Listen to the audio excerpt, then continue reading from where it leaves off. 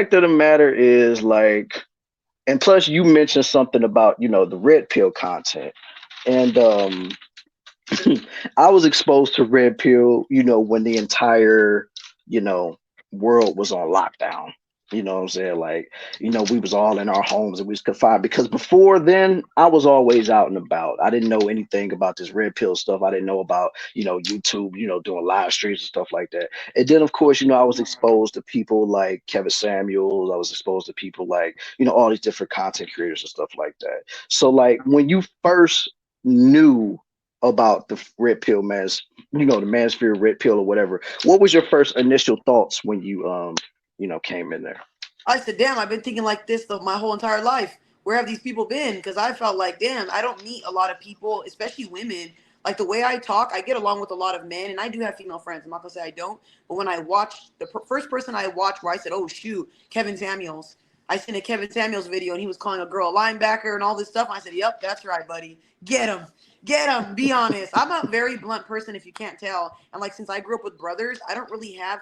I'm sensitive. Don't get me wrong. I'm not a guy. I'm very sensitive. But because of my brothers, they kind of molded me into being a little bit stronger with tough skin. So I could definitely roast. You could see my content and see that. So when I seen Kevin Samuels, I was like, man, where are the people like this? And then I started seeing more women. Melanie King, Pearl contacted me, and I'm like, there you go. Now I'm starting to see a whole bunch of like people like me, and I like that because you're around like-minded people. Right, you're really not. And it's like I said, when I was exposed to like Kevin Samuels, like I knew him or knew about him like a little before his viral video came out talking about your average at best and stuff like that. So I was like, oh my God, like, and the fact that it blew up on World Star and then it got his channel to blow up and stuff like that. And I was like, Lord have mercy. Lord have mercy. Like he just don't know what type of ish he done started. Yeah. But I mean, at the same time, like it was needed, you know what I'm saying? Because it's like we've been going so long for, people constantly saying whatever they want to say with no pushback. But then when you finally have somebody that's just like, you know what, I'm just gonna tell it like it is. I don't care about your feelings or that like that. Now all of a sudden, he's the devil. He's the. And it's like, wow, just for an opinion? Like seriously? Exactly. It's Agreed. And like, it's not look, even that. If you watch his videos, a lot of people don't even know this. I'm a very like I like to research stuff. I don't just go and watch two videos and then base my whole opinion on this person. I went all the way down to the bottom of his videos. That man was talking to men before he was ever talking to women. So when women go, "Oh, he's making fun of us, he's this and that." I watched a video where a guy was saying, "I'm not gonna approach women." He said, "Well, that's why you ain't getting no pussy, and that's why you sitting there mad as hell." And I'm like, "Oh," and he'll tell guys the same thing, but women don't see that because they don't watch his content. So I'm like, you guys have this big opinion about Kevin Samuels and you think he hates black women and all that. Why is he working so hard to tell black men certain things so they can be better for black women? And he wanted you guys to stop watching these things on social media because it was dividing us. But if you don't look at the bigger message, you think he's dividing us when it's not him. It's the whole society and all this stuff that's brainwashing y'all. But that's a conversation women don't want to have. And it's sad. He was trying to help. yeah, he really was. And like I said, in the day of his passing, just hearing about all those women like literally dancing, having a good time because of he was gone, it was like, my God, You like, don't do that. That is so wrong. Like I was watching girls laugh. Some girl made a dance video where she's jumping up and down. That shit is so wrong. I've seen creators that I don't like even get demonetized, and I would never sit there and make a cheer for joy. Like I don't prey on people's downfall. That's the sickest thing you could ever do. I would never do that to anybody. And him dying, wow, that's really sad. yeah, that's crazy. And speaking of content creators that have been demonetized, I'm pretty sure you're well aware of the whole Fresh and Fit situation that they have been now God. demonetized because of all the stuff that they've been doing. So, like, what was your initial thoughts of Fresh and Fit when you first, got wind of them, and what is your reactions to them now? So I'm gonna be honest with you, and I'll say everything. Okay, I believe that Fresh and Fit has a good motive. I just think again, like I said before, I have brothers, so I'm not very sensitive. The shit that they say, I've heard a million times from so many other people. And behind closed doors, if they were to have a camera on each single person, we'd all be crucified. We all have said some shit we shouldn't be saying. But I'm not saying he's right because he did put on a KKK mask or whatever on Rumble and was making fun of, black people, calling black women night riders. That to me is wrong. Like you should not be sitting there targeting black women. We already go through a lot of stuff. I always say this: if you're gonna have an opinion on somebody, tell them the things that they can do better instead of telling them all the things they can't do and making fun of their skin tone and all that. That shit's wrong to me. Degrading us when we've been through so much as black men and black women, it's out. And I feel like for Myron being so smart and being an ex-Fed and all that stuff, he should have known that he's going to get targeted. Why would he make that target towards him even worse? And once you got 2 warnings, why did you keep going? I think it's sad he got demonetized because when I see men like him, now go ahead and take Lizzo's stuff away. James Charles and all these other people that have actually talked to little kids and done other things that are actually bad. Why do they still have a platform? You see what I'm saying? So if you're going to give everybody this type of, heat, do it to all the people that deserve it. Don't just be doing it to him because he said that shit on Rumble. He didn't say it on, you know what I mean? But again, he should have known what he should have been doing. And him being that smart, he kind of did that to himself. So I vouch for him, but it's like, dude, come on now. When are you going to learn? That shit does not get anybody anywhere. Right.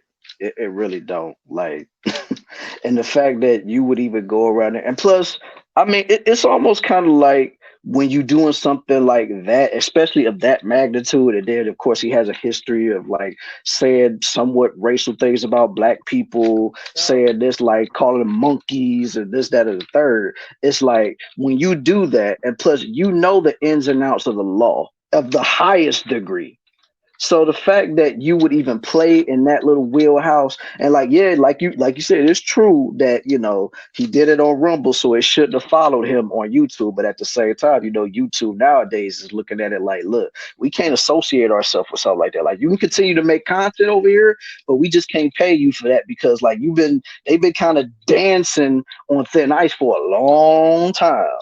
So YouTube just was like, you know what, man, like. And just like, Abba and Priest, they keep going at them boys. Like, Yeah, that's one thing I did see though too that it really bothered me. I didn't really know who Abba and Preach was, and I was on live, and my followers were like, "Hey, go watch Abba and Preach." I started watching a couple of their videos, and I was like, "Ooh, I like them. I like them." But then when I started seeing the feuding back and forth, and when I seen Myron start calling them monkeys and making fun of them, I said, "Yeah, I don't have respect for Myron no more." Because it's one thing to target a man and say, "Hey, you know what? Let's scrap it out, cool." But making fun of another man because of their race, that's out for me. Especially a black man, I'm good. You don't say shit like that. It's one thing to not like certain people. That's fine, you have your opinion. But you're on a platform, dude. You shouldn't have done that. Now you can do that monkey stuff, and now you're demonetized. Now who's laughing now? He shouldn't have done that shit. yeah, now they're laughing stock of YouTube. Like everybody's taking their turns, poking fun at them, talking all this mess. Like they're literally throwing their mistakes back at them. Because I mean, they had a history of constantly like either false flagging people for content and like basically talking down other people. And that's not even the only thing that they did to Albert Priest. Because I could remember I seen a video of theirs, and they was like one of them. I think it was Myron was like really talking mess about Preach's wife, Oh, and you it's don't do like. that. Yeah, You don't and do when you play that. like that, and it was like, and when Preach caught one of the, it was like one of the old videos. But when that was going on, no, Preach was ready to fight them. Like that's how serious it was. He was telling them like, "Yo, I'm about to be in the States," because they're from Canada. So they was about this. He was like, "Yo, I'm about to be in the States. I'm about to touch down in Miami. What you trying to do?" You know what I'm saying? He really wanted to do something because it's like when you going on there on a big platform like Fresh and Fit has, and you're saying that, and you're thinking that it's not going to get back to Preach, and you're talking about his significant other, whether you like the man or not, keep it between you two. But once you involve other people, it's like, yeah, you got to get handled after that. Yeah, and I think a lot of people too, social media has given people like a big mouth to talk about whoever they want. And you guys forget, some people are from the streets. Some people don't be playing that. You're going to talk about the wrong motherfucker and end up getting your shit reported and all that. And some people have really strong fan bases. So you got to be careful with who you're going at and saying certain things to. Keep it cute, man. Keep it cute. Yeah. Yeah, and another thing is like you just mentioned, like a lot of these dudes, a lot of these people are really from the streets, and the ones that you really could tell are from the streets, they're not gonna advertise what they're gonna do to you. Of They're just course. gonna be like, okay, all right, we'll see, whatever. Because a lot of these people that they be talking all that rah rah bravado, like, yeah, I'm gonna do this. 9 times out of 10, they ain't gonna do nothing. But the ones that is gonna do something, just gonna be like, all right, okay, we gonna see what's up. And then when that time comes, you'll hear about it either on the YouTube news, Twitter, whatever type of news source you get it from, like such and such got the crap beat out of them, or this happened to them, or that happened to them. That's why I'm just like, man, you got to be really mindful of what you be saying on these social media apps, man, because Exactly. you don't know who could be watching. And then nowadays with people having such crazy fans, some of the fans might take it upon themselves to try to do something to them.